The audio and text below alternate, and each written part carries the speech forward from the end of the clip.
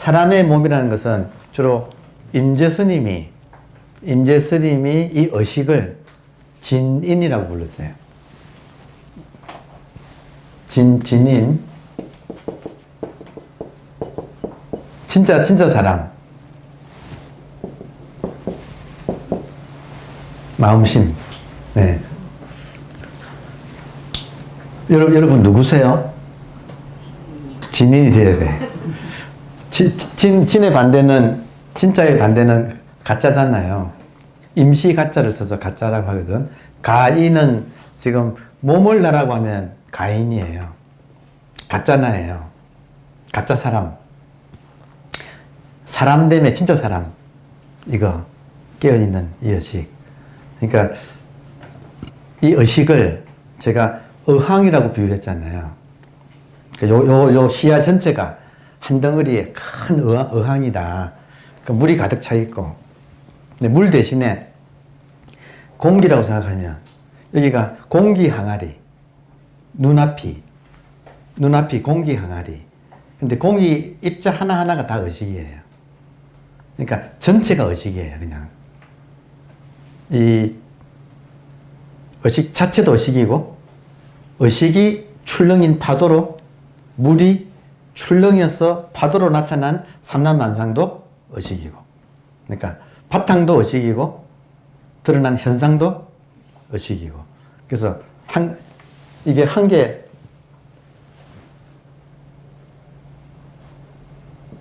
개 진인이 마음인데, 이 한 개의 마음이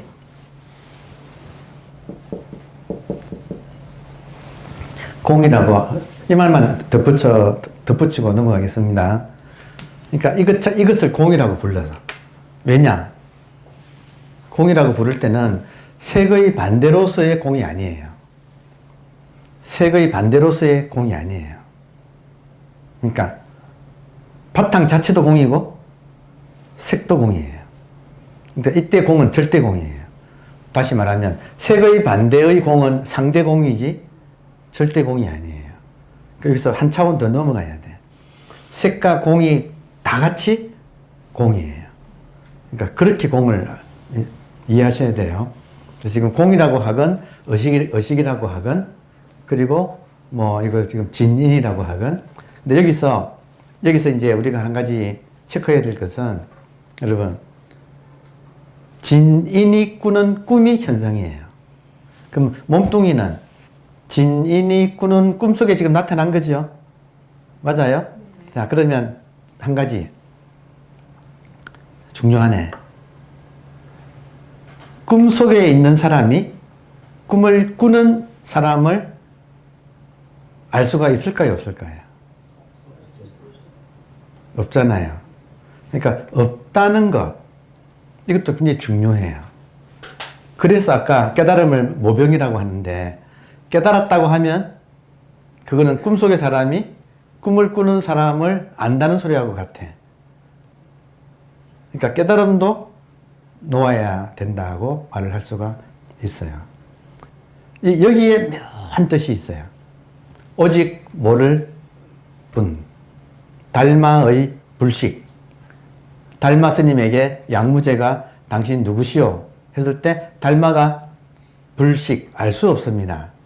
알 수 없다. 오직 모른다. 또 뭐 단지불회 이런 말도 있잖아요. 보조 스님이 다만 불회, 알 수 없다는 것을 알 뿐이다. 다만 알 수 없다. 여기에 묘미가 있어요. 알 수가 없으면 모르잖아요.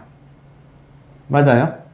모르는 거에는 뭐가 숨어 있느냐면, 모른다는 걸 또 알아. 아, 이거 지금 제가 하다 보니까 재밌는 말을 하네. 중요해요. 오직 모를 뿐일 때, 오직 모를 뿐을 알아. 그 아는 것은 흔들리지 않는 거다, 이거예요. 상대적인 것이 아니다. 그래서 아무튼 이제 돌아와서, 공부가 이제 익어지면, 어느 고비를 넘기면, 일단 의식을 한번 알아차리려고 해야 돼요. 궁금해해야 돼. 의식이 무엇인지 궁금해해야 돼요. 그리고 한번 알아차린 사람은 의식에 녹아 들어가야 돼. 의식 속으로 녹아 들어가요. 이걸 한 방울의 물방울이 대양에 녹아 들어간다. 이렇게 표현을 해요. 그래서 여러분 보세요. 우리가 나는 누구인가에서 대양, 큰 바다 속에 있는 한 방울 물이 아니라 한 방울 물 속에 들어와 있는 대양, 바다다. 나는 누구냐? 한 방울 물 속에 들어와 있는, 몸속에 들어와 있는 의식. 몸속에 들어와 있는 의식을 뭐라고 부르느냐? 물방울 속에 들어와 있는 바다다 하고 표현을 한다 이거예요. 감이 들어오나요? 네. 그러니까 그게 펼쳐져 있어, 이렇게. 이 거대한 바다가 눈앞에 이렇게 펼쳐져 있어. 그러니까 지금 우리들은 이 몸뚱이를 나라고 동일시하고 살아온 지가 오래되어서 이 업장이라는 것이 있어요. 그 업장에서 풀려나는 게 이제 우리가 해탈하는 길인데, 해탈하려면 반드시 깨닫지 않고서는 불가능해요. 깨달음을 왜 추구하는가? 깨달아야만이 깨달음의 힘으로, 깨달음의 빛으로 무명을 밝히니까. 자, 한번 더 보겠습니다. 중요하니까. 자, 무명이라는 것은 부처님이 깨달으시고 인간의 실존이 고통이다. 고통과, 그러니까 불교는 부처님이 깨닫고 설명한 것이 고통과 고통의 원인과 고통의 소멸과 고통이 소멸하는 길, 고, 집, 멸, 도라고 하는 네 가지 성스러운 진리, 사성제, 고집멸도의 사성제가 불교의 전체예요. 그러면 이것의 시작은 무명이에요. 무명은 빛이 없다는 뜻이잖아요. 어둡다는 뜻이잖아요. 자, 그러면 부처님께서 말씀하시기를 무명을 명으로 돌리는 게 깨달음이다.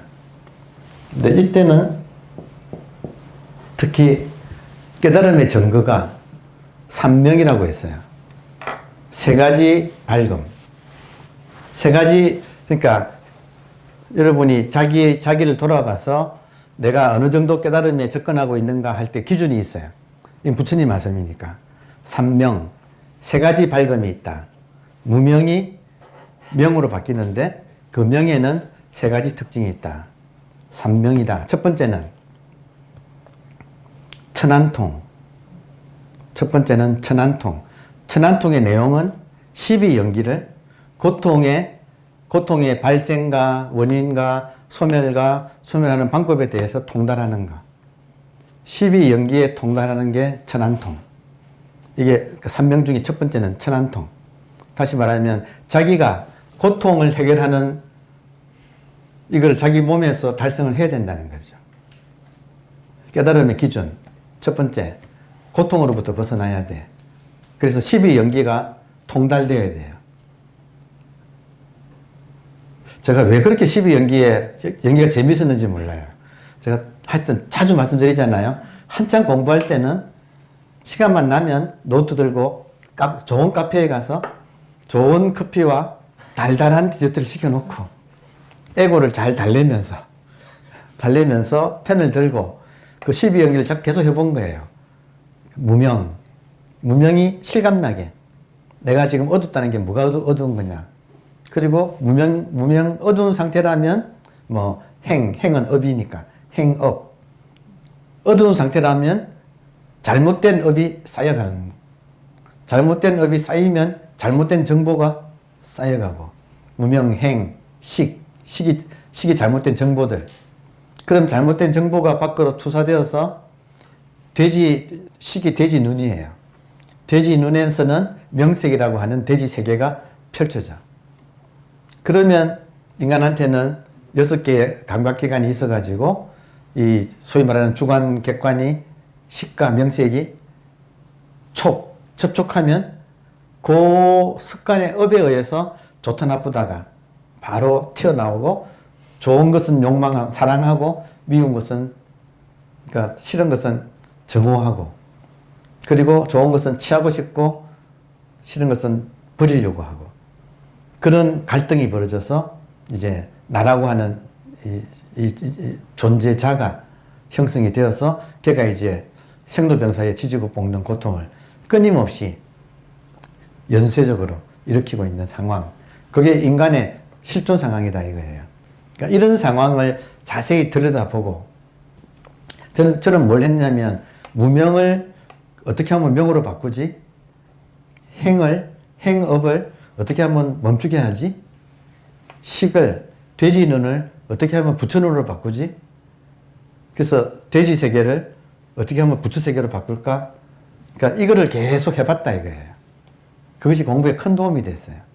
그러면서 주로 뭐가 일어나느냐 하면 나의 업이 보이고, 이해되세요?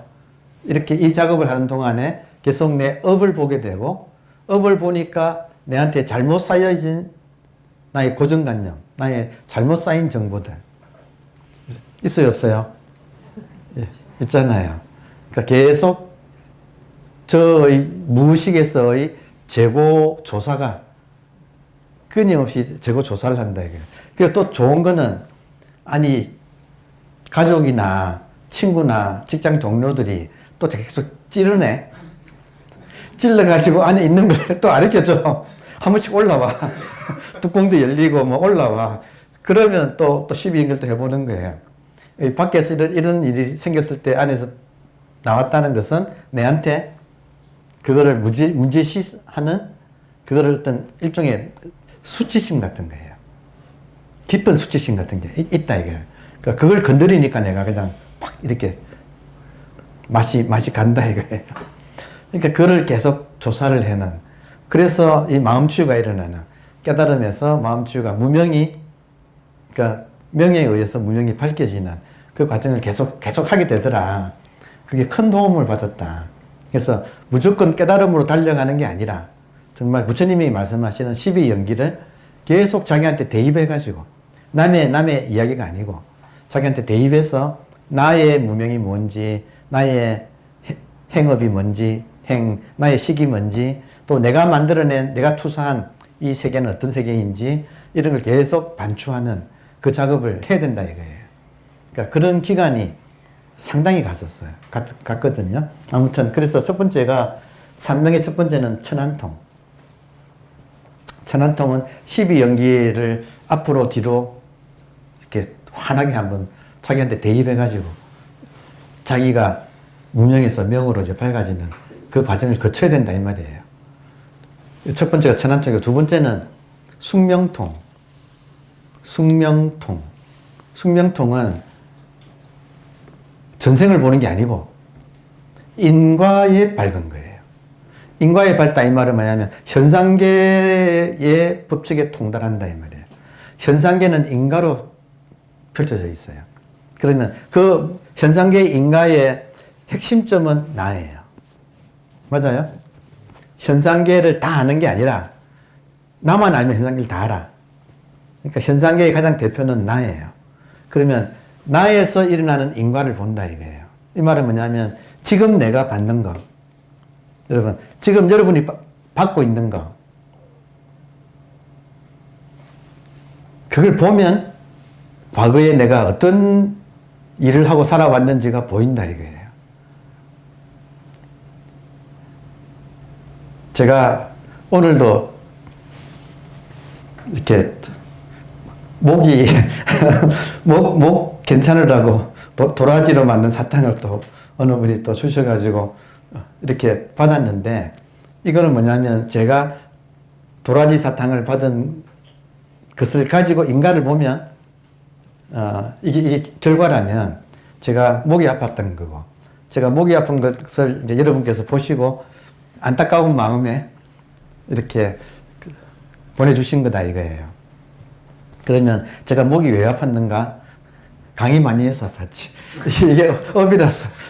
그렇지. 하여튼 이렇게 보면 하나의 사건이 벌어질 때 그 사건을 가지고 그 저의 과거가 보인다 이거예요. 그러니까 제가 과거에 좋은 업을 쌓았기 때문에 좋은 선물을 이렇게 청정한 선물. 주는 사람도 청정하고 받는 사람도 청정하고 그 둘 사이에 왔다 갔다 하는 물건도 청정한 삼륜이 청정한 선물을 받으면 이게 내가 과거에 좋은 업을 지었군 하고 알잖아요. 그리고 가다가 어떤 사람한테 욕을 들었다. 과거에 업을 지어 놓은 거지. 욕 들을 짓을 과거에 놓은 거지. 그러니까 이게 온다 이거예요. 그러니까 자, 숙명통이란 말은 나의 전생을 본다는 그런 게 아니라 지금 현재 나를 보면 내가 어떻게 살아왔는가 하는 것이 보인다 이거예요. 그 눈이 있다 이거예요. 그러니까 그쪽에 관심을 가지고 살핀다 이거예요.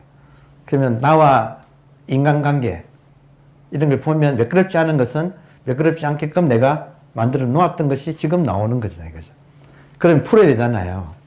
그럼 현재 내가 그런 업을 돌아봐서 잘못된 부분은 반성하고 참회하고 그리고 그걸 풀어나가면 미래는 어떻게 될까요? 나쁜 것들은 미래에는 줄어들고 좋은 일들은 더 생기고 감사하면 감사할 일이 자꾸 생기고 불평하면 불평할 일이 자꾸 더 생기고 그러니까 지금 현재 내가 감사하며 사느냐 불평하고 불만족해서 사는가가 나의 미래를 결정한다. 이해되나요? 그러니까 요 현상계의 인과에 대해서 내가 밝아진다. 그래서 철저하게 여러분 인과는 불락이야. 인과의 불락 깨달았다고 해서 인과에 떨어지지 않는다가 아니고 인과는 불매예요. 인과에는 어둡지 않는 거예요. 인간이 인과를 대할 때 본질을 깨달아서 현상에서의 인과로부터 자유로워진다가 아니에요. 그건 불가능이에요. 그건 도깨비야, 도깨비. 몸이 없는 사람은, 근데 몸이 없는 사람이 있나요? 몸은 있잖아요. 그러니까 본질을 깨달으면 깨달을수록 현상을 잘 살아. 이해돼요? 그래서 깨달으면 깨달을수록 철저하게 지혜가 나오고 지혜의 내용은 인과에 대한 지혜예요. 그러니까 지금 무명이 명으로 밝아질 때 세 가지, 첫 번째는 이 고통의 발생과 소멸에 대해서 정말 통달하는 것. 두 번째는 인과에 밝아서 현상으로서의 나가 지금 받는 것과 또 앞으로 내가 어떤 일을 닥칠 거라 하는 것을 내가 잘 아는 것. 이것만 잘 알면 이 생에서 인간으로서의 복은 내가 만드는 거지. 그렇지 않나요? 그러니까 그렇게 따지면 지금 내가 복이 있다 없다는 100% 내가 자초한 일인 거죠. 그러면 앞으로 나의 미래는 어떻게 되는가? 100% 지금 내가 어떻게 하느냐에 따라서 미래가 결정되지. 그러니까 요게 지금 인과를 보는 게 숙명통이에요. 이해되나요? 전생 그거 알아봤자 뭐예요? 솔직히. 전생이 중요한 게 아니고 내가 과거에 어떤 식으로 살아왔던가 하는 것을 지금 내가 받는 걸 통해서 반출을 해보고 그걸 미래에다가 내가 미리 현재에 잘 지어 놓는 거. 자, 제가 아주 가까운 분에 정말 복이 많은 분이 계세요. 그래서 제가 연구를 했다니까 저분이 왜 저래 복이 많을까 연구했거든요. 그래서 가까이 지내보니까 연구해보니까 딱 한 가지더라고. 남 이야기 하는 걸 들어본 적이 없어. 그분이 저는 가끔 남 이야기 해요. 아직도 더 해야 되는 거지. 그런데 여러분 남 이야기 해요 안 해요? 그러니까 앞으로 내가 복이 많으려면 남 이야기 하면 안 돼요. 이 철칙이에요. 그리고 남 이야기 하면 해가 오더라고. 여러분 이해되시나요? 네, 이거 중요한 거예요. 자, 세 번째는 누진통이에요.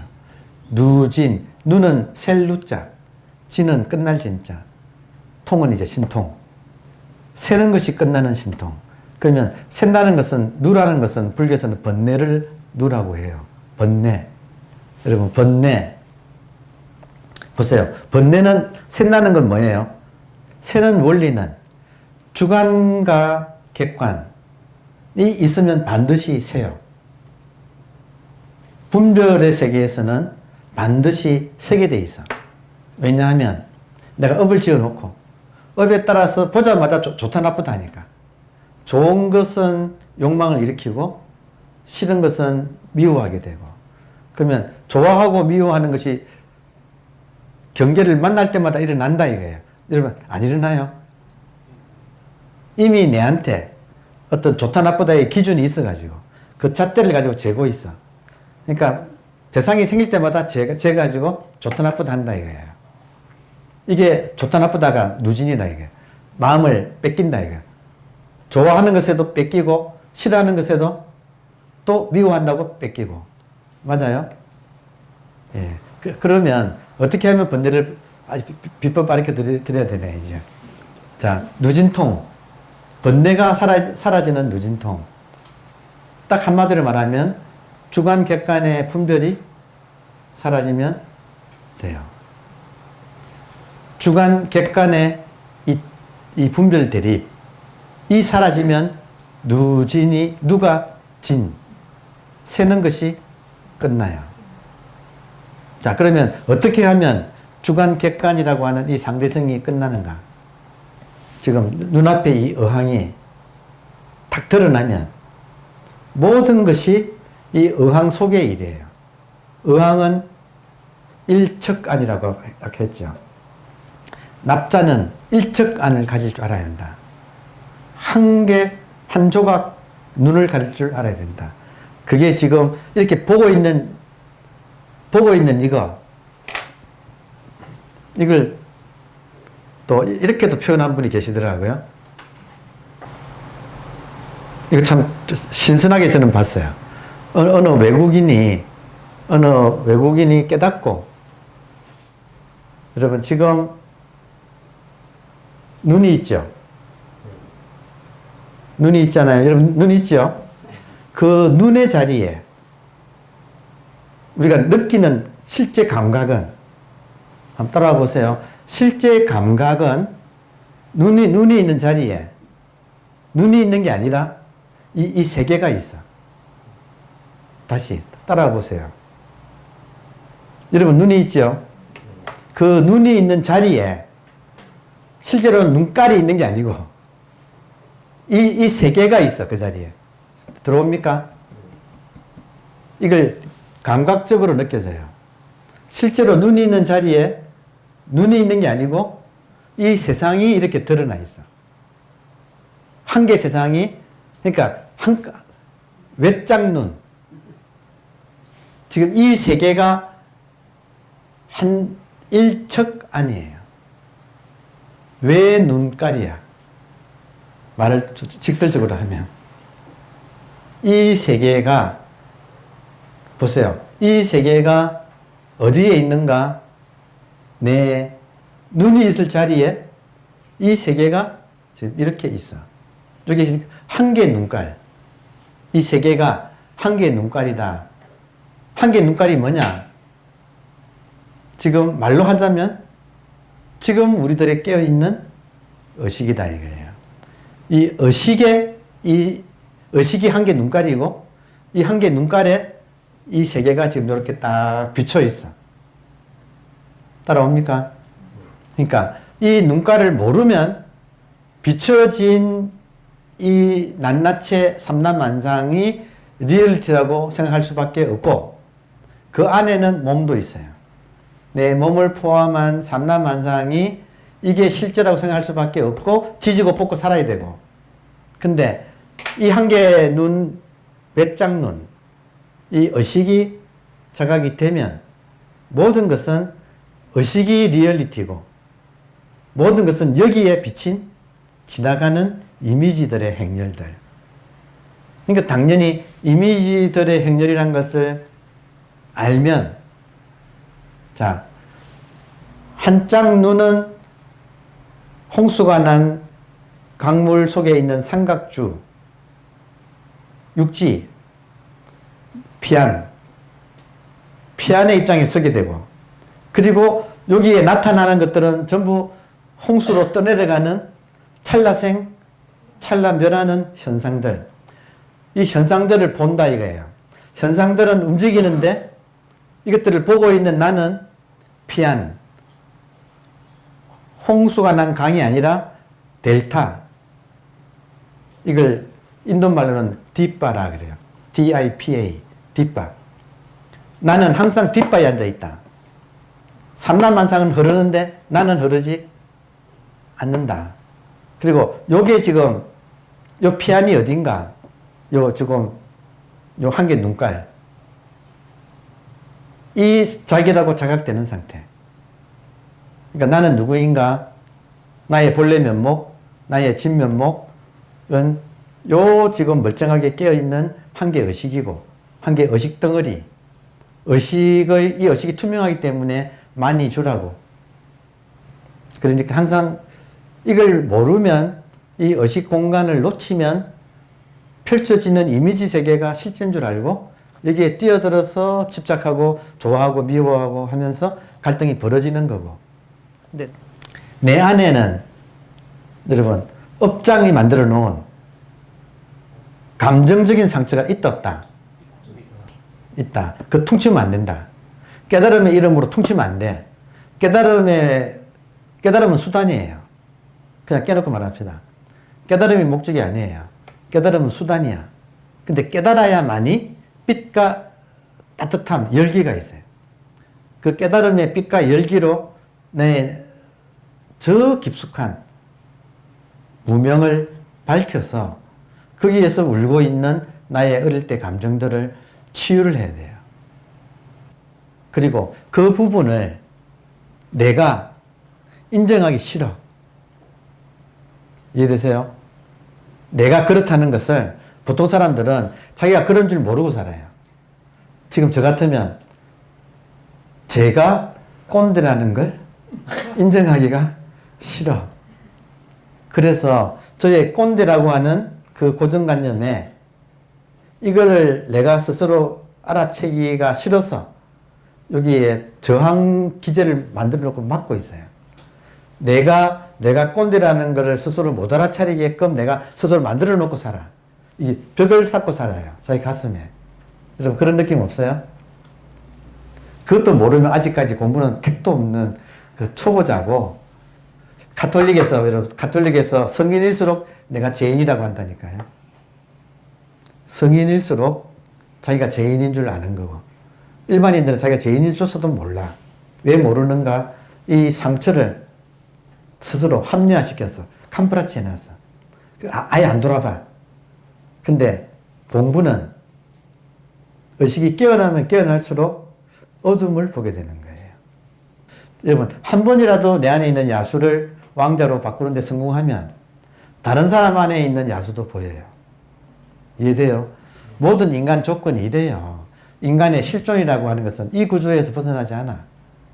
그러니까 지금 뭐 거창한 깨달음이 중요한 게 아니고, 깨달아야 하지만 깨달아야 하는 이유는 깨달음이 뷰티, 미녀이기 때문에.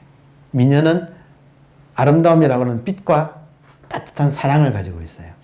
그게 내 안에 있는 나의 분신인 그 야수를 사랑할 수 있어. 그게 무서워요. 일반인은 무서워서 못 사랑해. 근데 미녀는 사랑할 수 있어. 사랑을 해서 이 비스트, 야수가 프린스, 왕자로 바꾸는 거. 이게 인생이에요. 우리 공부도 이거 하자는 거예요. 그러니까 지금 산명의 내용도 하다 보니까 여러분, 번뇌가 끝난다는 것은 그냥 퉁으로 쳐서 번뇌가 본래 환이라고 하려고 퉁치는 거 아니에요. 다시, 번뇌는 본래 없는 것이라서 환이니까, 꿈 같은 것이니까 이거를 있다고 하지 말라 하고 퉁쳐가지고 이 문제가 해결되지 않아요. 그건 진짜 메마른 공부. 그건 아주 거내지, 메마른 지혜예요. 그게 아니라, 퉁치면 안 돼. 그게 아니라, 깨어나서, 깨어남의 힘으로 하나하나를 다 살펴서 이 야수를 왕자로 바꾸어야지 무진통이 된다 이거예요. 이게 지금 깨달음의 세 가지 내용의 가장 핵심적인 부분이에요. 이 공부하고 있는 중이에요. 감사합니다. 네.